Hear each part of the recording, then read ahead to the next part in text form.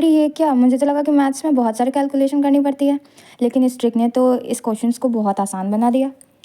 अरे मैं तो इस नंबर सिस्टम की बात कर रही हूँ। How to find unit digit. पहला नोट, जिस नंबर का यूनिट डिजिट 0, 1, 5, 6 होता है, उनकी पावर कुछ भी हो, उसकी यूनिट डिजिट सेम रहेगी। ठीक है, जैसे एग्जाम्पल से समझते हैं। पहला क्वेश्चन है 36 पावर है 50। अब 36 इंटू 36 36 36, अब कहाँ तक आप 50 पावर तक है तो क्या तब तक हम मल्टीप्लाई करते रहेंगे? नहीं। तो हम क्या करते हैं, सबसे पहले तो अगर हमें यूनिट डिजिट फाइंड करना है तो हम सिर्फ यूनिट डिजिट को ध्यान में रखेंगे। ठीक है, अगर हम 36 को 36 से मल्टीप्लाई करते हैं तो उसकी यूनिट डिजिट को पहले मल्टीप्लाई करेंगे। यूनिट डिजिट को अगर हम मल्टीप्लाई करें तो 6 6 क्या होता है 36। 36 के भी यूनिट डिजिट को ले लेते हैं। तो अब इस 6 से अगर हम इसके लास्ट वाले 6 को लेंगे तो फिर से 6 इंटू 6 करेंगे तो आंसर है 36। सेम हमारा आंसर क्या आ रहा है 6, यानी कि किसी भी नंबर के लास्ट में अगर 6 है उसकी जो पावर है वो कितनी भी बड़ी दी हुई हो, अभी तो यहाँ 50 हो सकता है कि आपको 120 हो या फिर कितनी भी बड़ी पावर दी हुई हो, आंसर हमेशा क्या आएगा 6। इसका दूसरा एग्जाम्पल भी देख सकते हैं, जैसे 25 टू द पावर 12। 25 में भी सेम है वैसा ही, 5 इंटू 5 कर रहे हैं तो आंसर आ रहा है 25। 25 की यूनिट डिजिट क्या है, यूनिट डिजिट का मतलब होता है इकाई अंक, तो इकाई अंक हमारी क्या है 5। और फिर इस 5 को जब हम 25 से मल्टीप्लाई कर रहे हैं तो फिर इसके आंसर क्या आ रही 25। तो इस तरह से हम देख सकते हैं कि हम चाहे कितनी भी बार मल्टीप्लाई करें, आंसर में हमेशा जो यूनिट डिजिट है वो क्या आ रहा है 5। तो इस तरीके से हम कंक्लूजन पे पहुंचते हैं कि जिस नंबर के लास्ट में 0, 1, 5 और 6 होगा उसकी जो यूनिट डिजिट होगी चेंज नहीं होगी, आंसर हमेशा वो लास्ट नंबर होगा। दूसरा, अब ये तो था 0, 1, 5 और 6। अगर हमारे नंबर्स के लास्ट की यूनिट डिजिट 2, 3, 4, 7, 8 और 9 हुई तब हम क्या करेंगे, तो उसके लिए भी एक ट्रिक है। दी गई संख्या के घात को 4 से डिवाइड दिया जाएगा। ठीक है, जैसे एग्जाम्पल्स मैं समझाती हूँ। यहाँ पे एग्जाम्पल है 127 टू द पावर 45।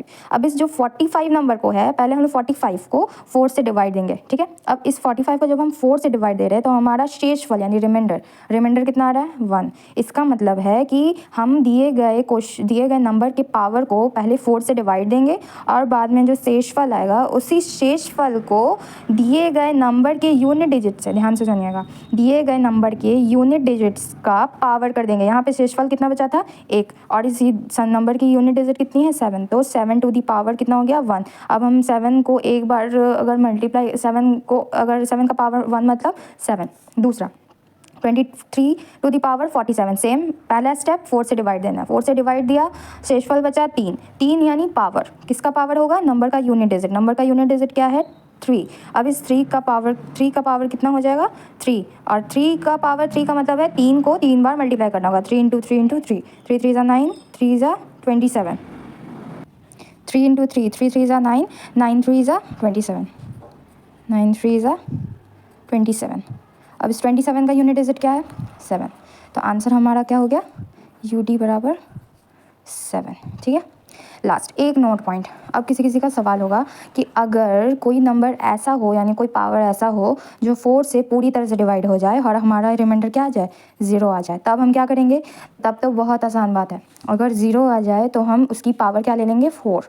जैसे यहाँ पर एग्जाम्पल में क्वेश्चन है 12 टू दी पावर 44। 44 को जब हम 4 से डिवाइड देंगे तो आंसर हमेशा 0 आएगा। तब हम क्या करेंगे, तब हम लोग करेंगे कि दिए गए नंबर का यूनिट डिजिट क्या है 2 पर पावर 4 आ जाएगा, और 4 आएगा इसका मतलब उस नंबर को 4 बार गुना करना है, 2 इंटू 2 इंटू 2 इंटू 2, आंसर क्या आएगा 16। 16 का यूनिट डिजिट क्या है 6, आंसर क्या हो जाएगा 6।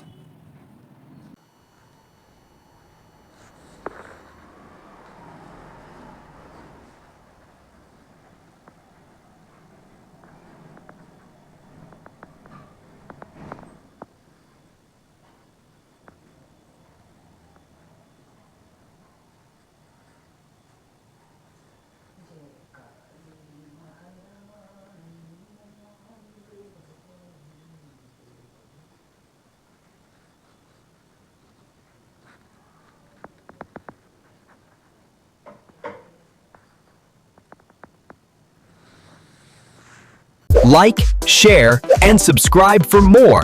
Don't forget, come again.